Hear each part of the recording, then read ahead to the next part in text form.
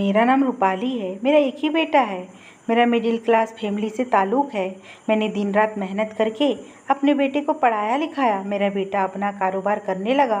वो कोशिश करता लेकिन उसका कोई कारोबार ज़्यादा दिन तक टिक नहीं पाता। मैं भी अब मायूस होने लगी थी। मेरा बेटा तो दिन रात उदास रहने लगा था, लेकिन मैंने उसे समझाया कि मोहित, ऐसे हिम्मत नहीं हारते।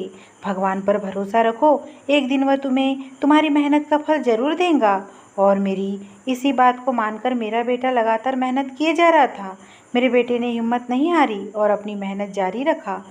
एक दिन मैं अपनी बहन के घर जा रही थी कि तभी मैं एक सुनसान जगह से गुजरी।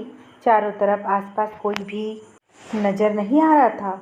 इतनी सुनसान जगह पर मेरा दिल घबराने लगा कि तभी मुझे वहाँ किसी के रोने की आवाज़ सुनाई दी थी। मैं एकदम से घबरा गई, लेकिन मैंने देखा कि एक लड़की, जिसकी उम्र यही कोई 18-19 साल की रही होगी, अपना चेहरा घुटनों में छुपाए सिसक सिसक कर रो रही थी। मेरा दिल घबराने लगा। आखिर सुनसान जगह पर एक अकेली लड़की क्या कर रही है? पहले तो मैंने सोचा कहीं कोई पागल तो नहीं, लेकिन फिर भी इंसानियत के नाते मैं उसके पास गई। उसको उस वीराने में छोड़कर जाने का मेरा मन नहीं हुआ। मैं उसके पास गई और उसे आवाज़ देकर बोली, बेटी, रात के समय तुम इस वीराने में क्या कर रही हो? मेरी बात पर उसके शरीर में कुछ हलचल हुई। उस लड़की ने अपना चेहरा ऊपर उठाया और बहुत ज़ोर ज़ोर से रोने लगी। बहुत ही प्यारी सी मासूम सी बच्ची थी। मैंने उसे चुप कराने की कोशिश की और उससे उसकी इस हालत की वजह पूछने लगी। उस लड़की पर मुझे बहुत रहम आ रहा था, जो रात के इस समय अकेली कितनी सुनसान जगह पर बैठी हुई थी। मैंने उसे उसके घर वालों के बारे में पूछा तो रोते हुए बोलने लगी, मेरा नाम नेहा है। मैं गांव से संबंध रखती हूँ। मेरे माता पिता ने मुझे घर से निकाल दिया है। मैंने हैरान होकर पूछा, फिर तुम्हारे माता पिता ने तुम्हें घर से क्यों निकाला? मेरी बात सुनकर वह और भी रोने लगी। कहने लगी कि मेरे माँ बाप एक बूढ़े आदमी से मेरी शादी कराना चाहते थे। मेरे पापा ने एक बूढ़े आदमी से कर्ज ले रखा था, जिसके बदले अब वह मेरा सौदा करना चाहते थे। मैंने अपने मम्मी पापा के पैर पकड़ लिए कि मुझे इस नर्क में मत धकेलो। मैं उस बूढ़े आदमी के साथ खुश नहीं रह पाऊंगी। इससे तो अच्छा आप मेरा गला दबा दे। लेकिन उन्होंने मेरी एक ना सुनी। उन्हें मेरे आंसुओं पर भी दया नहीं आई। जब मैंने उनकी बात नहीं मानी और मैं जीत पर अड़ गई कि मैं उस बूढ़े आदमी से शादी नहीं करूंगी, तो फिर उन्होंने मुझे घर से निकाल दिया। वह लड़की अपने ऊपर बीते हुए अत्याचार और दर्द मुझे सुना रही थी और फिर आखिर में सिसकियाँ ले लेकर रोने लगी। मैंने उसे अपने सीने से लगा लिया और तसल्ली दी कि बेटा, भगवान तुम्हारे माँ बाप को अक्ल दे। चलो मेरे साथ, मैं तुम्हारे माँ बाप के पास ले जाऊंगी और उसको समझा दूंगी कि हर समय एक सा नहीं रहता। ऐसे में अपनी बेटी की कुर्बानी मत दो, कोई दूसरा रास्ता निकालो। और फिर इस तरह जवान बेटी को घर से निकालना कोई हल नहीं, बल्कि और भी ज़्यादा मुसीबत को बुलावा देना होता है। रात ज़्यादा हो चुकी थी, इसलिए इस समय मैं उसे लेकर गांव नहीं जा सकती थी। मैंने नेहा का हाथ पकड़ा और उसे अपनी बहन के घर ले आई। मेरी बहन ने उसके बारे में पूछा तो मैंने उसे नेहा की सुनाई हुई कहानी सुना दी थी। उस लड़की पर दुख भरी नज़र डालकर बोली, पता नहीं दुनिया में कैसे कैसे लोग होते हैं। मुझे तो विश्वास ही नहीं होता कि दुनिया में ऐसे माँ बाप भी होते हैं जो अपनी जवान बेटी को रात के समय घर से निकाल देते हैं। उन्हें अपनी इज्जत का भी ख्याल नहीं होता। मेरी बहन ने उस लड़की को दया भरी नज़रों से देखा। मेरी कोई बेटी नहीं थी। मुझे नेहा को देखकर बहुत ज़्यादा दुख हुआ। पूरी रात हमने अपनी बहन के घर में गुजारी। मेरी बहन ने मुझे और नेहा को खाना वाना खिलाया। खाना खाकर हम सो गए। अगली सुबह उसके बताए गए पते पर मैं उसे लेकर पहुंची और दरवाज़ा खटखटाया, लेकिन दरवाज़ा एक नौजवान लड़के ने खोला था। नेहा उसे देखते ही मेरे पीछे छुप गई। मैंने नेहा से पूछा, क्या यह लड़का तुम्हारा भाई है? तो नेहा ने नाम में सर हिला दिया। कहने लगी, मैं इस लड़के को नहीं जानती। फिर आगे बढ़कर उस लड़के से अपने माँ बाप के बारे में पूछने लगी। उस लड़के ने हमें बताया कि वह तो कल ही गाँव छोड़कर जा चुके हैं। यह मकान हमने खरीद लिया है और अब यह मकान हमारा है। उस लड़के की बात सुनकर नेहा अब और भी ज़्यादा दुखी हो गई थी। उसकी आंखों से आंसू बहने लगे। मैं भी इस किस्मत की हेरा फेरी पर हैरान थी। आखिर भगवान को क्या मंजूर था? मुझे कुछ समझ नहीं आ रहा था। इतनी प्यारी बच्ची के साथ कोई ऐसा कैसे कर सकता है? मैं अपने दिल में उसके माता पिता की गंदी सोच पर हैरान होते हुए नेहा को अपने घर ही ले आई। मैं उसे इस तरह बेसहारा नहीं छोड़ सकती थी, या मेरे ज़मीर ने गवारा नहीं किया। मैं उसे लेकर अपने घर आ गई। मेरे साथ नेहा को देखकर मेरा बेटा बहुत ज़्यादा हैरान हुआ और उसने मुझसे सवालिया नज़रों से नेहा के बारे में पूछने लगा। मैंने उसे बताया कि फ़िलहाल तो यह लड़की हमारे साथ ही रहेंगी। मेरे मुंह से इतना सुनना था कि उसके चेहरे पर गुस्सा उभर आया और वह अपनी छोटे से कमरे की तरफ जाने लगा। मेरा घर ज़्यादा बड़ा नहीं था। मैंने नेहा को अपने कमरे में बिठाया और मोहित के कमरे में चली आई, जहाँ मोहित बहुत ही गुस्से से अपनी चीज़ें उलट पुलट कर रहा था।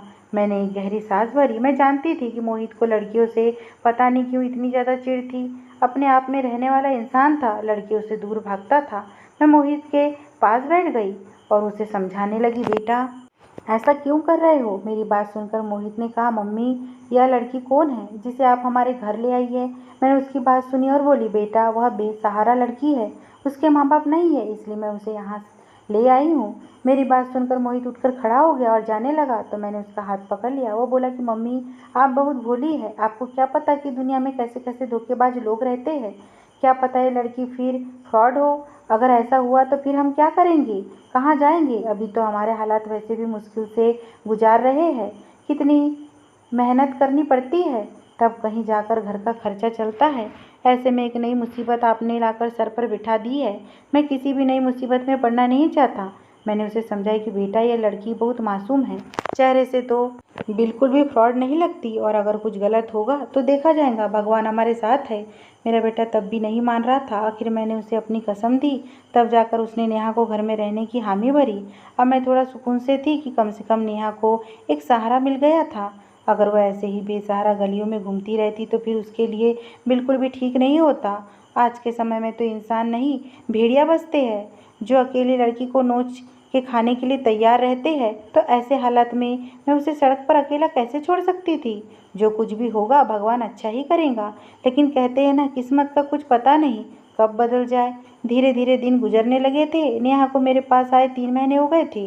वो मेरे साथ मेरे काम में हाथ बटाती और मेरी खूब सेवा करती थी। मुझे तो जैसे भगवान ने एक बेटी दे दी थी। नेहा मुझे किसी भी काम को हाथ नहीं लगाने देती। रातों को उठकर मेरे पाँव दबाती। वो मेरा बहुत ख्याल रखती थी। कहती थी, अगर आप मुझे सहारा नहीं देती तो मैं कहाँ जाती? आप तो मेरे सब कुछ है, मैं आपकी जितनी सेवा करूँ उतनी ही कम है। वो मेरा इतना ख्याल रखती कि कभी कभी तो मुझे अपने आप पर ही गर्व होने लगता कि पता नहीं मैंने कौन से ऐसे अच्छे काम किए थे जो मुझे भगवान ने नेहा के रूप में एक बेटी दे दी थी। नेहा मेरे घर में बहुत खुश थी। नेहा को खुश देखकर मैं भी खुश थी, लेकिन मैं अपने बेटे मोहित के लिए परेशान थी। वह नेहा से पहले की तरह चिढ़ता था, लेकिन नेहा फिर भी उसके सामने आने से बचती थी। बहुत ज़रूरी काम होता तभी उसके सामने जाती, नहीं तो मोहित के घर में आते ही इधर उधर हो जाती थी। मैंने बहुत कोशिश की कि वह मोहित का डर अपने दिल से निकाल दे। मोहित मेरा बेटा है और बहुत ही अच्छा लड़का है, लेकिन पता नहीं नेहा को क्या हो गया था कि वो मोहित के सामने से हमेशा बचती थी। उसके यहाँ आने के बाद मैंने एक चीज़ पर गौर किया था कि नेहा अब मोहित को बुरी नहीं लगती थी। मैंने मोहित की आंखों में नेहा के लिए प्यार देखा था। वैसे तो मेरा बेटा लड़कियों से दूर भागता था और मेरे दिल को यही डर सताता था कि पता नहीं मेरा बेटा शादी भी करेगा या नहीं। मोहित मेरा इकलौता बेटा था। अगर वह शादी नहीं करता तो फिर मेरा तो पूरा वंश ही खत्म हो जाता, और फिर मेरे बाद तो मेरे बेटे का ध्यान रखने वाला भी कोई नहीं था। जब मैंने मोहित की आंखों में नेहा के लिए प्यार देखा तो मेरे दिल में ख्याल आया कि यही अच्छा मौका है मोहित को रास्ते पर लाने का। लेकिन मैं डायरेक्ट तो मोहित से बात नहीं कर सकती थी। मोहित के दिल का हाल जानने के लिए मैंने अपने मोहल्ले की एक रिश्ते कराने वाली से नेहा के लिए रिश्ते की बात चलाने को कहा। उसने मेरे कहने के अनुसार मेरे घर नेहा का रिश्ता लेकर भेज दिया। रिश्ते वालों को नेहा पसंद आ गई। उन्होंने तो यह भी कहा कि अब अभी नेहा को अंगूठी पहना देते हैं और नेहा को अपनी बहू घोषित कर देते हैं, लेकिन मैंने ही उन लोगों को रोक दिया। अब उन लोगों को अगले हफ्ते आने का बोलकर चले गए। मैं मोहित के हाव भाव देखना चाहती थी कि मैंने सोचा कि मैं जब मोहित को नेहा के रिश्ते के बारे में बताऊंगी तो वह ज़रूर कुछ ना कुछ रिएक्ट करेगा, और फिर मैं मोहित के दिल का हाल जान पाऊंगी कि आखिर मोहित के मन में क्या चल रहा है। शाम को जब मोहित घर आया तो मैंने उससे कहा कि मैंने नेहा का रिश्ता तय कर दिया है।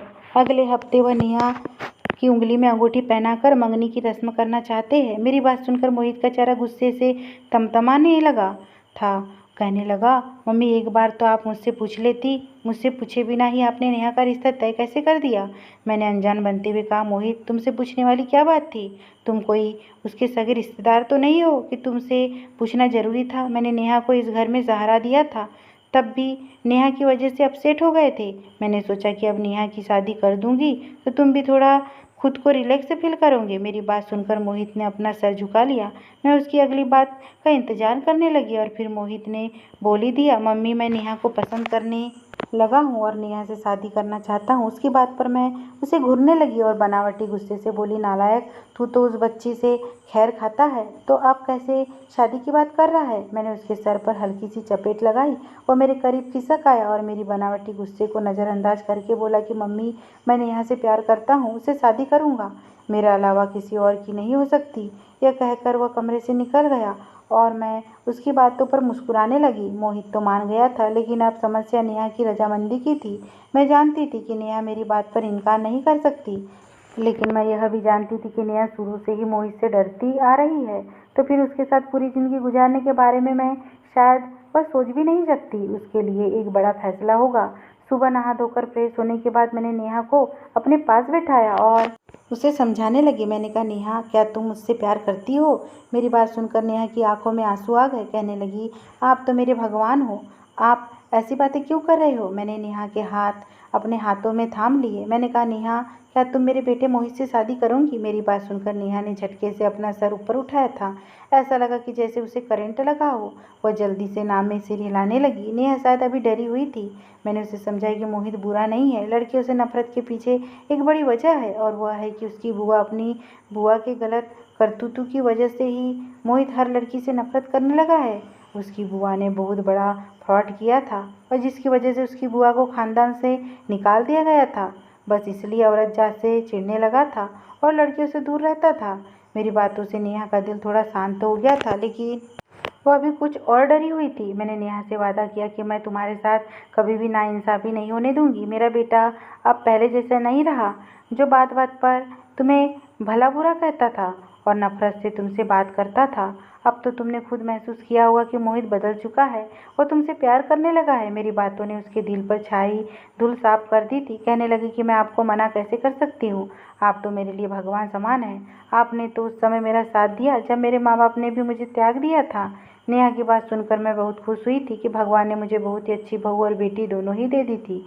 मैंने मोहित और नेहा की शादी तय कर दी और मोहित की शादी का दिन भी आ गया था। दोनों की शादी मैंने धूमधाम से तो नहीं की, लेकिन बहुत ही खुशी से की थी। मोहल्ले के सारे घरों में मैंने दावत दी और उनको भी अपने घर की पहली खुशी में शामिल किया था। शादी के बाद मोहित ने नेहा का बहुत ध्यान रखा था, उसके खाने पीने का, उसकी हर छोटी बड़ी ज़रूरतों का ध्यान रखा था। लेकिन यह एक बात अब मुझे अंदर ही अंदर परेशान कर रही थी, और वह थी कि नेहा की सेहत दिन ब दिन गिरते जा रही थी। वो थोड़ा सा भी काम करती तो हाफ जाती थी।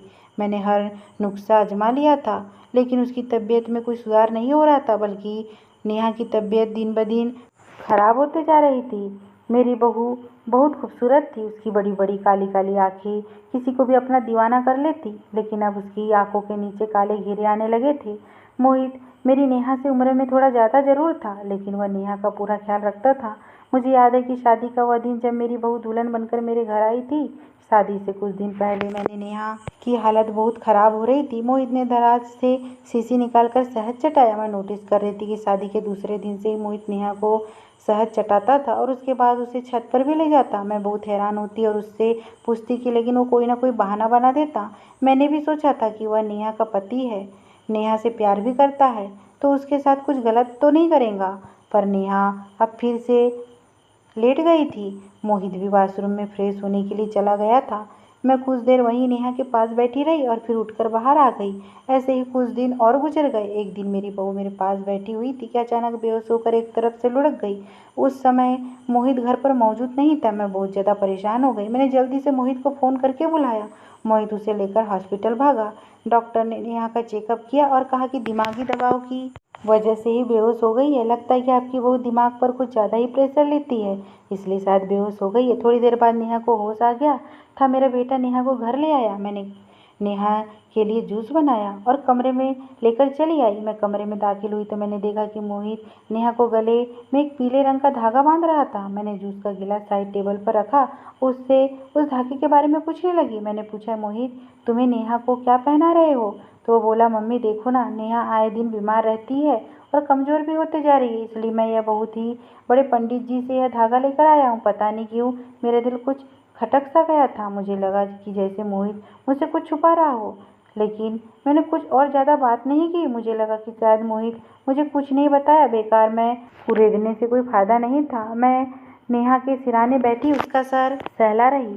मैंने तमाम बुरे ख्यालों को अपने दिल से और दिमाग से निकाल दिया और नेहा की अच्छी सेहत के लिए भगवान से प्रार्थना करती रही।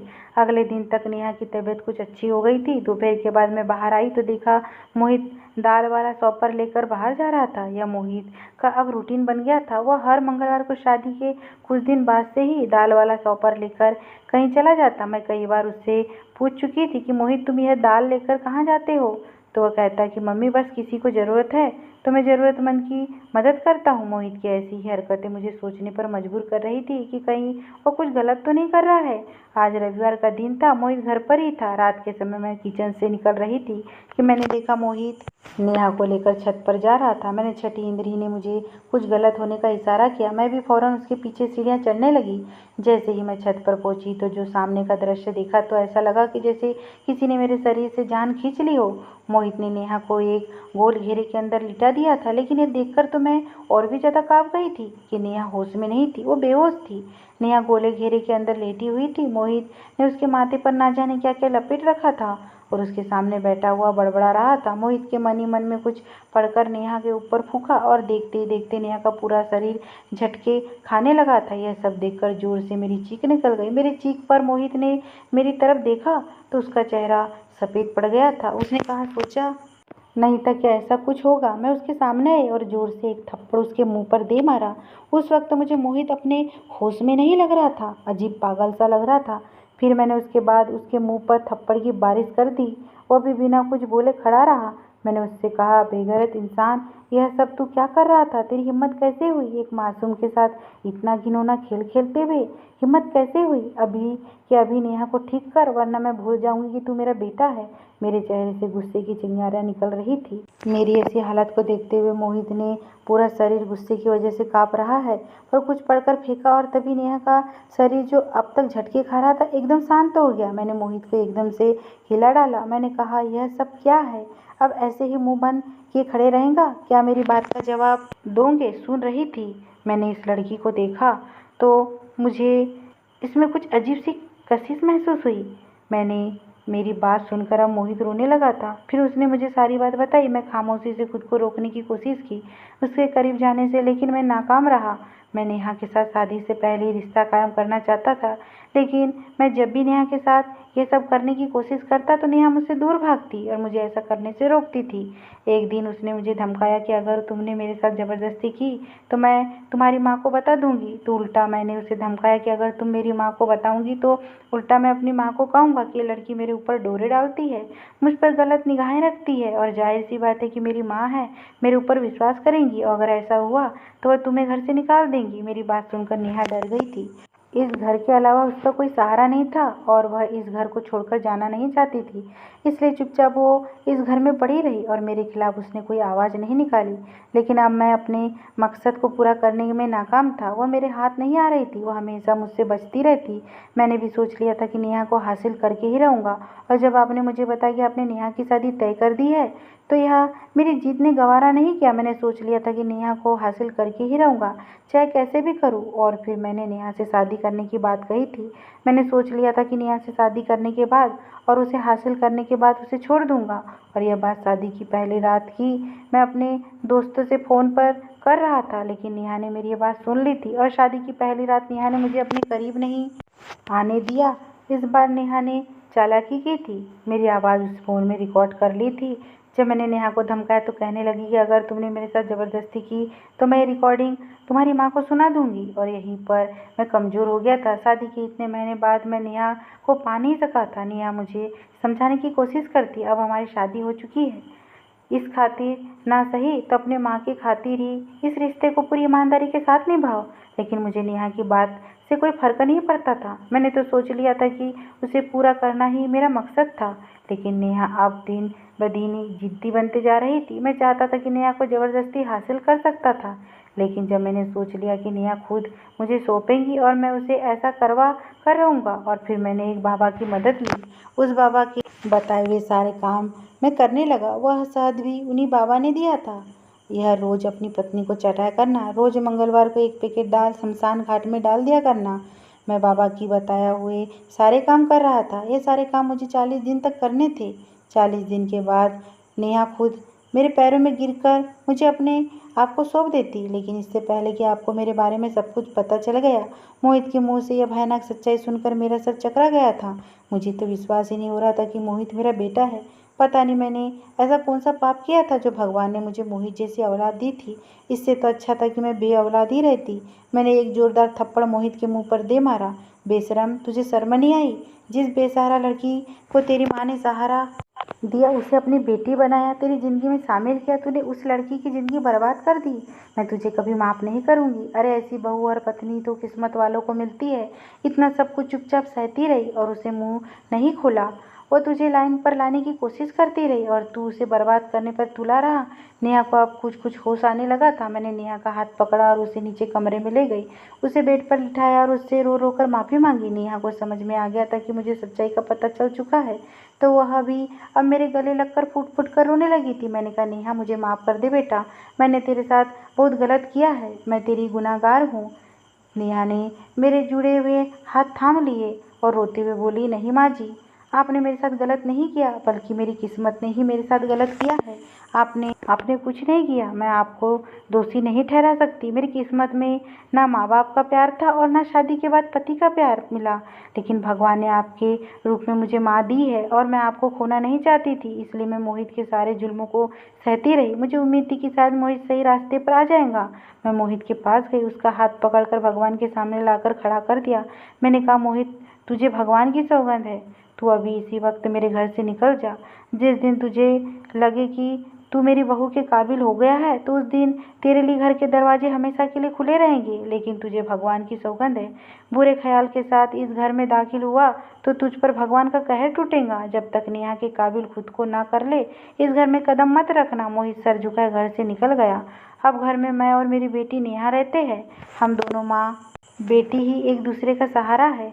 नेहा ने एक नौकरी कर ली है। धीरे धीरे उसकी सेहत ठीक होने लगी, खुश भी रहने लगी। हम दोनों एक दूसरे के साथ बहुत खुश है। कभी कभी सोचती हूँ क्या मोहित वापस घर आएगा। दिल के किसी कोने में आवाज़ आती है कि वह मेरा बेटा है और मेरी परवरिश इतनी बुरी नहीं कि मोहित को सही राह पर ना ला सके। एक दिन मोहित जरूर घर वापस आएगा और मेरी नेहा की ज़िंदगी खुशियों से भर जाएंगी। मुझे अपने भगवान पर भरोसा है और उस दिन का इंतज़ार है जब मोहित एक अच्छा पति और एक अच्छा बेटा बनकर इस घर में दाखिल होगा। अगर ये स्टोरी आपको पसंद आई हो दोस्तों, चैनल पे नए हो तो प्लीज़ चैनल को सब्सक्राइब और वीडियो को लाइक कीजिए। धन्यवाद।